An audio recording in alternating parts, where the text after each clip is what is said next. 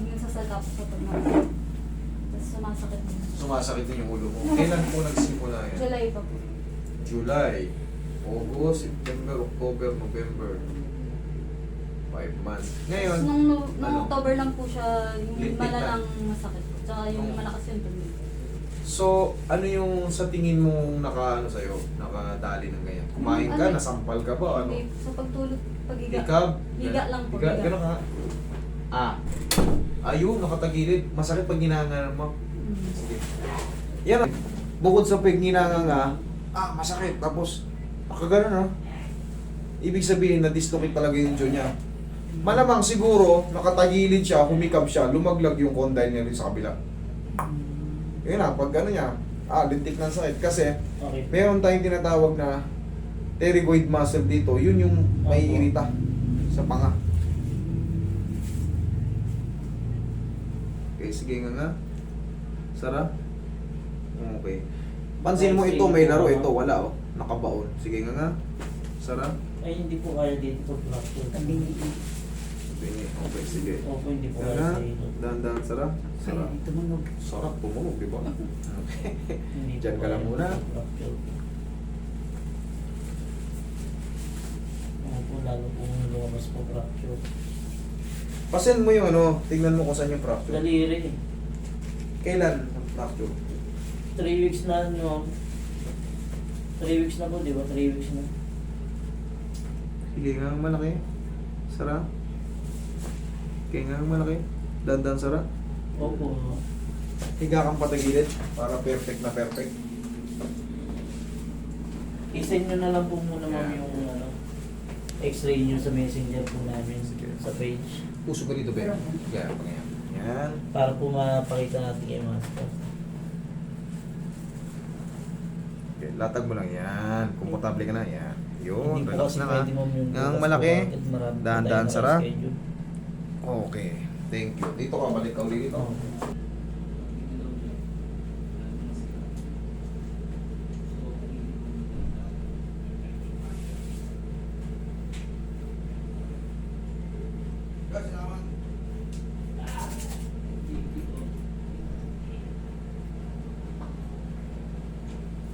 Baka bukas dito po eh.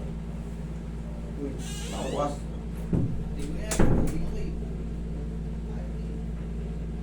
Okay, nga malaki. Sarap. Check mo. Sakit pa?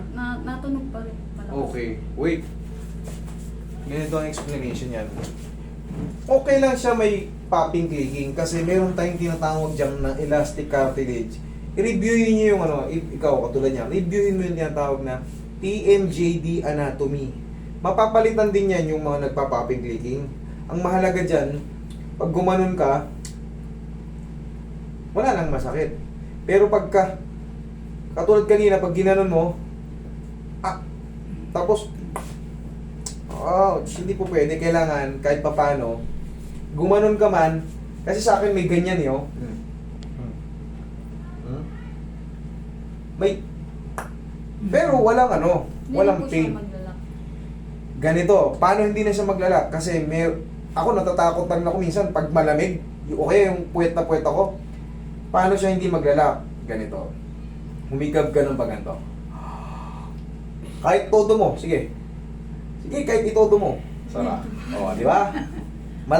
Malalakyan mo siya pero dadayain na natin kasi meron na siyang napudpud yung condyle natin, yung dulo ng panga natin. Kasi, kanina kasi talagang pag ginanon niya, No. Medyo nga. lumilihis. Tapos, ang sakit. Siyempre, naiinat yung pterygoid muscle nga, tsaka yung ligaments. Nai-stretch kaya, habang ginanganga niya. Pero ngayon, kita mo naman, wala na, diretso na. Okay, naramdaman mo yung tumunog kanina? Perfect. Pero yun nga, meron tayong tinatawag dyan na elastic cartilage na magkikreate ng popping clicking sounds. So, paano nyo malalaman yun? Reviewin nyo yung TMJD anatomy. TMJD anatomy. Tapos, yun nga, paghihikap tayo. Tandaan mo to, yan. Kahit isagad mo yan, never yan maglalak. Okay? Ganun ka? Paano Ano? kung mag... magpalinis at saka magpapalinis. Isa yan sa magiging problema natin. Mm. Pag meron tayong TMJD, tapos magpapalinis ka, tatandaan natin, ako may ganyan din ako eh. Dati nakabrace ako, pinalis ko, nagpalinis ako ng ngipin, kailangan gaganto ka kasi lalagyan tayo ng parang mouthpiece eh. Parang pambuka na. Ang tagal na rin nakaganon. Ngayon sasabihin mo kay Doc, kung magpapalinis ka ng ngipin, talaga kung sakaling talaga nandun na, papalinis ka na, sabihin mo, Doc, sandali, ihinga lang ako. Ngayon, iganon mo palagi. Tagal mo nakanga, di ba? Nakaganon ka. Iganon mo para hindi siya mag-lock. Kasi po, once na in-extend mo yan talaga ng bukang-buka, magugulat siya si Doc, nakaganon na, nananahara. Pero pag nagkaganon man, meron tayo, sila ang maraming expert na TMJD, lalo sa mga dentist talaga yan, pandi. Pero mayroon ding dentist na bunot lang, wala silang knowledge about TMJD talaga. Kung ano, i-emergency nyo dito. Okay, pero okay na. Kasi magpapabunot din, magpapapasta. Ang daming ng ngipin niya. Bakit? Kailangan na ba? Hindi naman po. Hindi So, pa alam naman. ko Pero naman. Hindi kasi yung... Hindi naman halata eh. Yung wisdom. Ano yun niya muna?